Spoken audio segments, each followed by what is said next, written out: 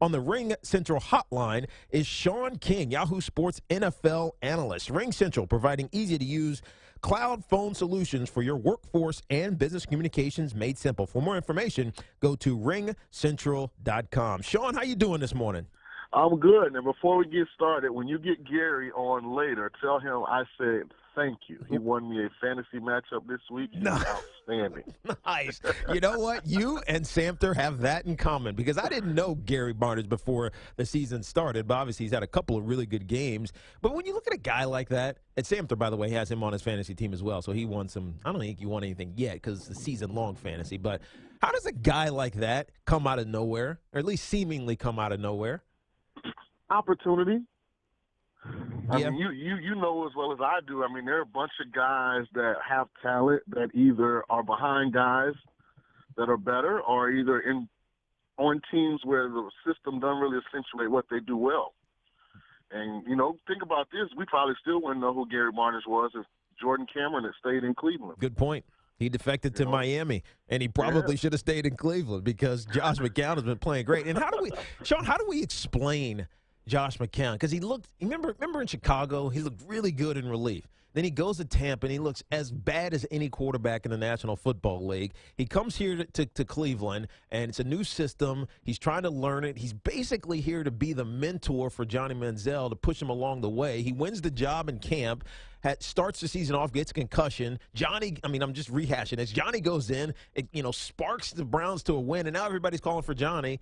Mike Pettin gives him the job back, and he's been on fire the last 3 weeks. How do you explain a Josh McCown? Well, first of all, he's gotten something that, not a lot of quarterbacks get, and that's extended patience. I mean, Josh is on year, what are we? Yeah, it's got to be like 13. 12? Yeah, 12 or 13. I mean, not many quarterbacks get those opportunities to fail and fail and fail and keep getting another chance.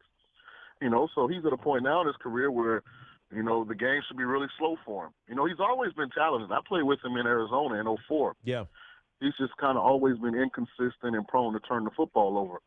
And I think that's kind of been to his detriment in a couple different places. But, maybe the lights finally went on for him, and we'll see. Yeah. Now, when you look at this Cleveland team, and we obviously saw the Pittsburgh Steelers last night, and I have other questions about their quarterback situation and how quickly Ben needs to get back because Michael Vick just isn't the answer. Can they compete in the North right now? Cincinnati's obviously 5-0 start. They just look fantastic. But can Cleveland compete, or are they still a few years from getting any kind of relevance in the division? This is what we're gonna find out about Cleveland. You know as well as I do. There's not much separation talent-wise from team to team. It's a lot of parity. And it's just about getting the right coach, the right system for your current group of players, and, you get a quarterback that's hot. So we'll see. I still don't know if they have a marquee win, Tiki. Yeah. They beat a Baltimore team in overtime that's missing probably half their starters. Yeah, Baltimore's playing bad this year. So, we'll see. The schedule's going to toughen up a little bit. We'll see moving forward. But, they do have some young players. A lot of the guys that current regime drafted are playing significant, amounts of minutes and contributing. So we'll see. Yeah, it's kind of like it's a wait and see thing with them. Yeah, I agree with you. Shaun King, Yahoo Sports NFL analyst, joining us here on Tiki and Tierney. When you watched the game last night and you saw the Todd Haley's game plan for Michael Vick, and it was clearly feed Le'Veon Bell as much as possible and not put Michael Vick in a position where he's going to lose the game for it. We all know his issues with getting sacks or taking sacks and then turning the ball over. How much do they need to win with him at the helm for them to have a chance going forward and waiting for Big Ben to get back? Well, here's my concern, and I'm a big Michael Vick fan. Even though I'm a little older than Vick, I was in the NFL when Vick was in Atlanta, and he was electrifying it. He was must-see. I don't know, Tiki, if he can be a game manager. Yeah. I just don't know if he throws the ball consistently enough, to be a game manager. Like, if you're going to be a game manager, the third down throw to Le'Veon on the angle route, you've got to make that 10 out of 10. Some of the comeback routes on the outside, some of the crossing, you got to make those if you're going to be a game manager. I still think Vic is in that inconsistent, erratic passer, makes two big plays a game. Yeah.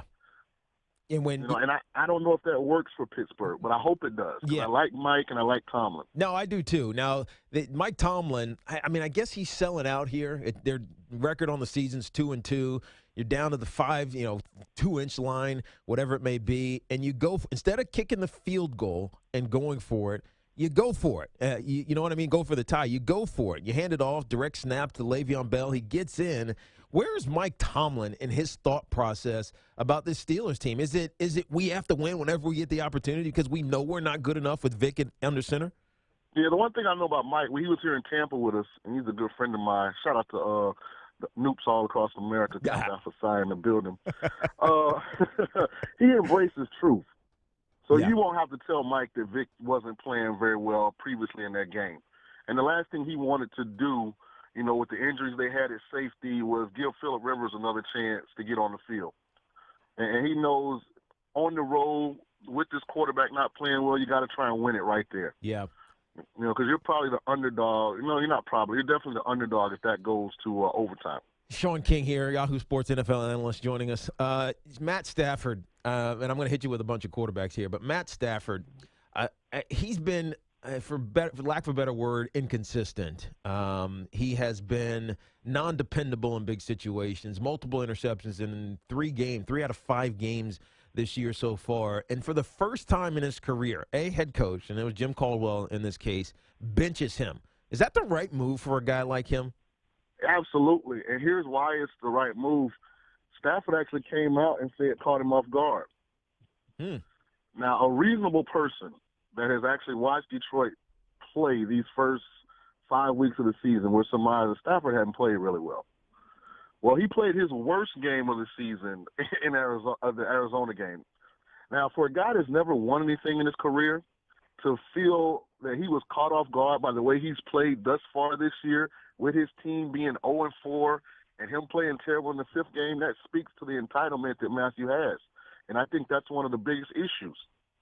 I feel like you need to have some insecurity when it comes to you maintaining your job if you play at the level that he's been playing at. Yeah, no. And the fact that he didn't is a big problem. Yeah, I agree with you. I mean, a lot of people are trying to say Jim Caldwell's on his way out. I mean, people forgot they were, a 11-win team. Exactly, 11 wins and an overturned pass interference on Anthony Hitchens on Brandon Pettigrew in that wild card game from going to the next round. I mean, so they were a good squad last year under Jim Caldwell. We were lauding him. Now we're talking about fire him because he goes in at halftime and says, "Hey, Matt, you're not playing well. I know you're our starting quarterback, and we're paying you however much money we're paying you this year. I think like $9 million or $10 million. But if you throw another interception, you're getting benched," and he gets benched.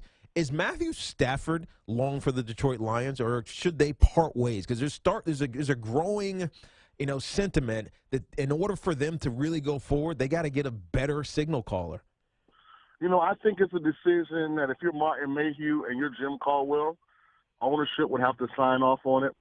The Detroit Lions, the Ford family, Matthew was the first pick in the draft, got a $70 million deal. Mm-hmm. He's got 2 extensions, so they probably paid him probably right around $100 million so far. So you probably got to sign off, yeah, to get rid of him. But I think it's a conversation you got to have. Listen, Matt, we appreciate everything you've done for us, but you're playing for your career here in Detroit. It's a conversation Chicago needs to have with Jay Cutler. Yeah, I don't ever feel like you should stay with something that you don't feel can win you a championship just because you don't currently see something better available. No, I can't disagree with that at all. Shaun, I got one more question for you. There are currently five undefeated teams in the National Football League. New England, Cincinnati is undefeated, the Denver Broncos, the Green Bay Packers, and the Atlanta Falcons. But there's one loss team, the Arizona Cardinals, who just laid an egg in the red zone against the St. Louis Rams a couple of weeks ago. But you could almost say that they're the best of all the teams in the National Football League. Can you agree with that? They're really talented. I don't know if I would say that they're better than New England, and I think their problem in the NFC will be, and this will be a season-long, kind of game within the game to watch, can they beat Green Bay at Green Bay in the NFC Championship game? I think it's going to be very important that they find a way to get home field. Well, one of the things that Green Bay is fighting is they keep getting guys banged up. You know, they're down a couple of guys, but Aaron Rodgers looked a little bit vulnerable. Just an anomaly. Well, I don't think it was an anomaly. He had a tip ball. You know, that Rams front is probably the best in football at getting to the quarterback. And I just think it was one of those situations. At the same time, you look at the NFC North, and, man, it's terrible. I mean, so Green Bay, Minnesota's decent, but I don't know if they're on Green Bay's level. You probably got 4 wins with Detroit and Chicago. So I kind of try and extrapolate and look at those schedules. And, you know, again, I think it's going to come down to home field. Just like last year, I fully believe if Seattle had to come to Green Bay's in the Super Bowl. Yeah, that's a very good point. Shaun, I appreciate you joining us. All right, thanks for having me. Have a good day, my friend.